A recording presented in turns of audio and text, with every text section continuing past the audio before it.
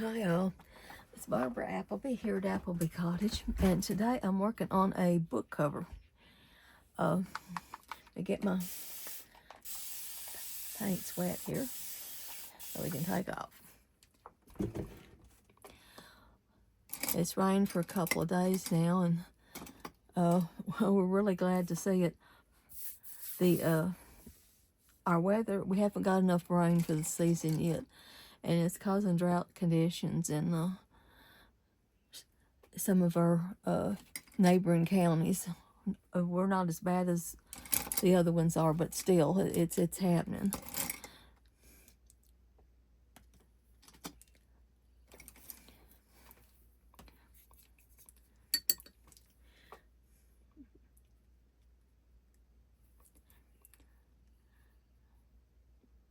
And I love to paint. To me, it is so relaxing.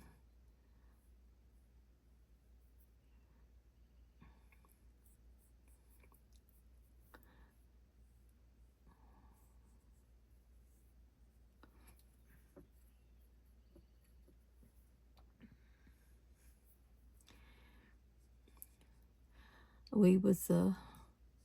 was closing everything down the other night. We're talking, let's see how many days ago it's been. Okay, it's been 2 days ago. And I looked toward the greenhouse, and there was deers. They wasn't in the yard, but they was just on the other side of the fence. And our neighbor has got corn out there this year. The deer were having a feast on the corn leaves. There was just two, a buck and a doe, but they were so pretty. So pretty.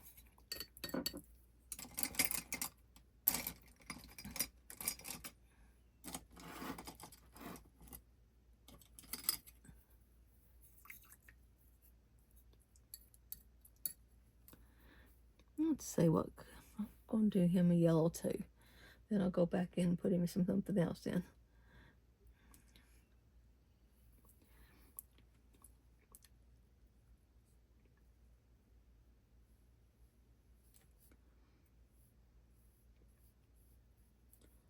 I've always been fascinated with candles. Whenever I was little, and still living at home, of course, we had a cellar, and my dad was caught in a tornado, and he was just terrified of the storms when he was young. And so whenever it stormed, we would take off for the cellar. Well, Dad, breathing wasn't good, and so for a while we had coal oil lanterns in there. That didn't work out because it made Dad cough, sneeze, hack. He couldn't breathe good. So Mom bought some of these candles, and they was like 3 inches across, maybe 4, some of them 4. They were big oak candles. And whenever we was in there, it just fascinated me to watch those candles burn, the way the wax run down. And of course, I've always had a vivid imagination because I've always painted and wrote stories. And so while it was storming, I was watching the candles move. It kept me from being afraid of the storms too. And sometimes it looked like little faces on the candles, little noses and mouths where the wax was running down. And so I would try to draw those candles.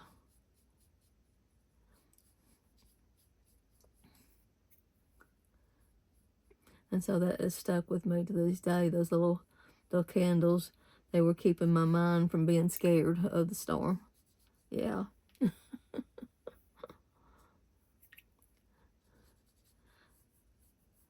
Anyway, Dad's storm story. Of course, Grandpa was out working. Grandma was home by herself. And a storm come up, or a violent storm. And we're talking It was a tornado. The house where they were in, got picked up in the storm. Grandma was back cooking on a wood stove, and Dad got picked up. The whole house got picked up and swirled around in the air, and it drove back down and stuck into the ground. And Grandma was sliding back and forth. She didn't get burned up. And the house didn't burn because of the wood stove. But it was just, it terrorized him. Whenever everything stopped, whenever the wind stopped, and he got out of the house, and he took off for the church. The church wasn't very far from him. And he went into the church, and he stayed at the church. And they like to never got him back out of the church to get him back home again, because he was too scared to get out. Yep. So needless to say, every place that we've ever lived, if we didn't have, there wasn't a cellar, some kind of storm shelter, it would get built while we was there. Yeah. I can't remember living in any place besides one place whenever I was young, because Mom and Dad had bought property on the outside of Louisville, and they'd put a trailer there to start with. And then they built the house over the trailer, added rooms. When they got done with it, you couldn't tell there was a trailer in there. But it was while they was building the house. Of course, we had our niece and nephews, and my sister, the biggest part of the time. And so, whenever they were there, they felt more like brothers and sisters. And they know this. They felt more like brothers and sisters than they did nieces and nephews, because we were that close, because we was raised together. My niece is like, I don't know, there's a little over a year between me and my niece, and like 2 years, something like that, between me and my nephew.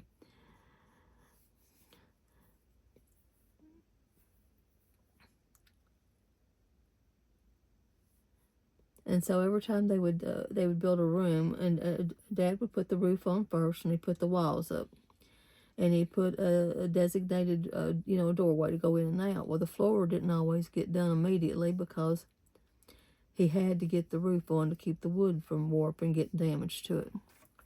Well, of course, we're little. We play in the dirt. We've got cars. We've got little trucks that we play in the dirt with. And, of course, I'm always carrying around paper and pencil, or a book that I'm reading, always. We got, it's by accident we found this. Of course, there's blocks, concrete cylinder blocks that the room was sitting on. Was the kitchen at the time was the fascination. So we was out in the yard playing. Nobody was paying attention to us. Bad idea. Anyway, we looked up, and we seen this hole in the floor. Oh, there's a hole in the floor. Can we get in there? Sure enough, we crawled up into the room. And we played in there all day long. And we played in there the next day. And we played in there the day after that. And we continued to have a playhouse in the kitchen, going up through the floor, until Dad got that floor knocked down, put down, so that we could not get in there anymore. And that was such a bummer, because we had so much fun playing in that kitchen floor that wasn't a kitchen yet. And I'm sure nobody else here did things like that. No. Anyway. It was just fascinating.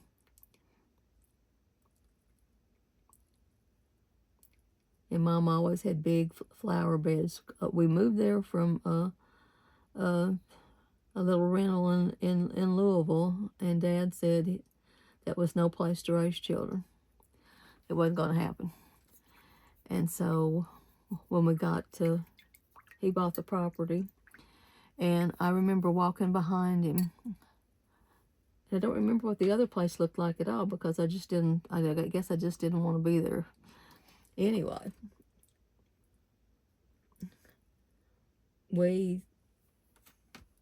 I walked behind him. He was mowing. Almost every step he took, I took. I do remember the first night living in this little tiny trailer. I mean, it was super tiny. And it sounded like something was walking around the walls all night. And of course, you know, Dad went out and checked a couple of times. You know, there's rabbits out there and that type of thing. There wasn't nothing out there. It was just because we was in a new place.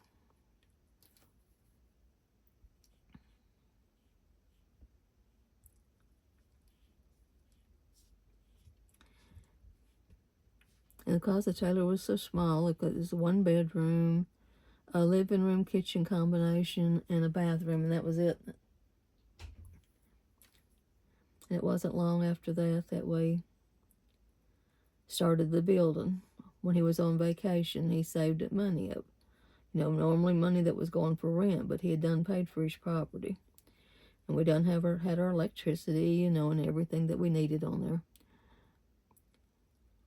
And then the first thing he did was build 2 bedrooms across the back. So I had my own bedroom, which to me was wow, you know, because I had never had any space that was my own before.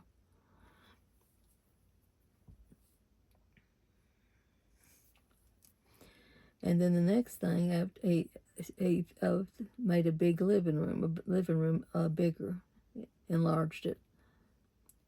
And then Mama a porch, because she wanted a porch to stand in the front. And then flower beds. From living in that apartment, she felt like a bird out of a cage, and she had flower beds as big as other people had gardens. It was beautiful.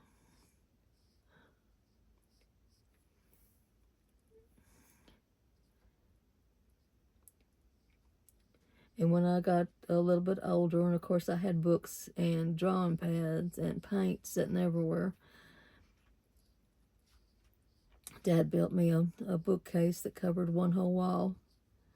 With the underneath part, the bottom part of the bookcase was had doors on it that I could close, and that's where I kept my paint and paper. The only thing that was at the top was just some figurines and books.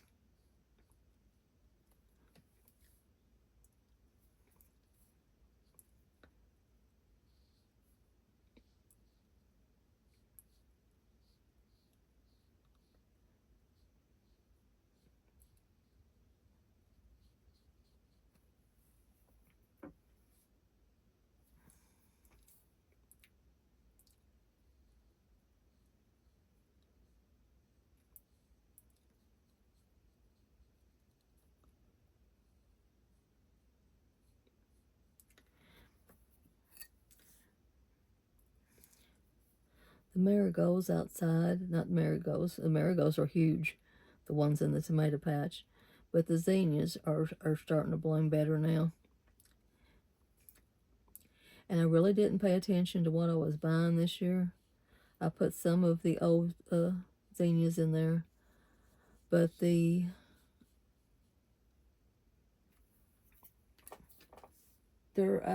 blooming, and they are small. And yes, by accident, I bought the small ones. So there's going to be all kinds of sizes and shapes out there this year. Yeah.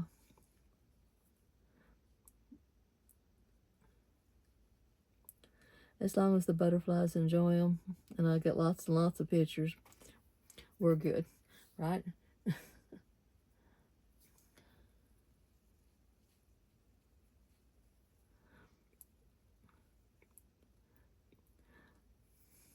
I've had enough coloring pages to put together a coloring book. And so this one is on a heavier stock so that I could paint this one to use for the cover.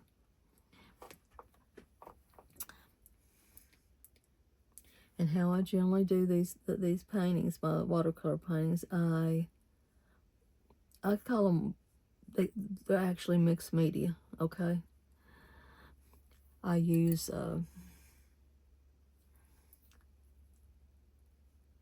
these for, I'll get the drawing done. Sometimes I'll shade with a pencil beforehand also. But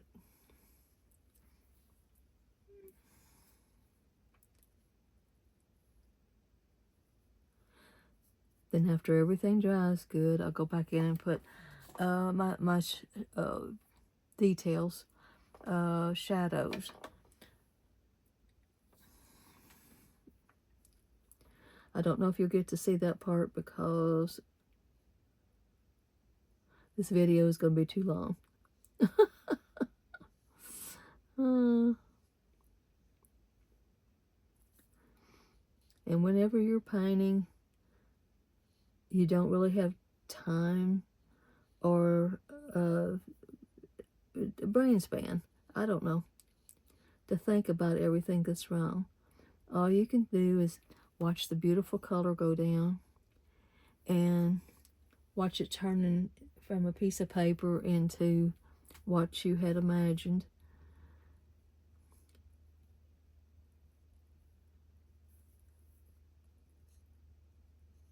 And it is so relaxing. It's just like all of your troubles drain out through the end of that paintbrush.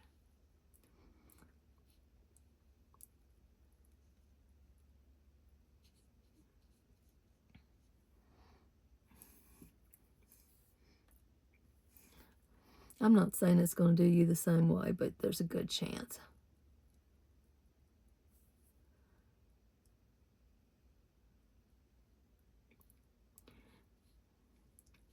Anyway, after I got all the drawings done, I wound up with more than enough to start a second book. But we're not going to do it right now.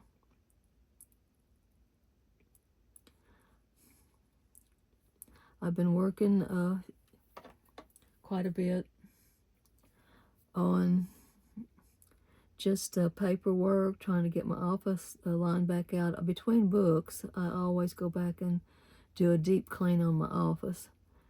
The rest of the house can be, you know, I can have a pile of clean clothes sitting in the laundry basket somewhere, not put up yet. That doesn't bother me. But if my art room is not clean, that drives me crazy, and I can't do another book until I do a deep clean on my office again.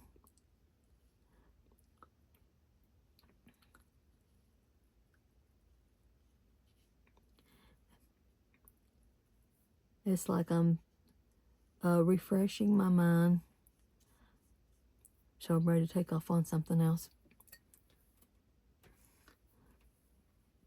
When I get this all together, I will put a link to where you can find it, but all my books is always on Amazon at your local booksellers. I've got a bookstore in Florida that is considering adding some of my journals. I think they've got one right now.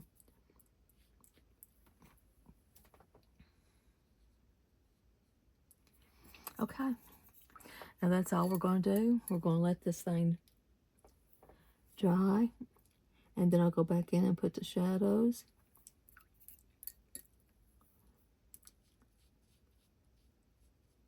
Here we go. There's our flame. All right. I want to tell you goodbye, and God bless, and you have a fantastic day.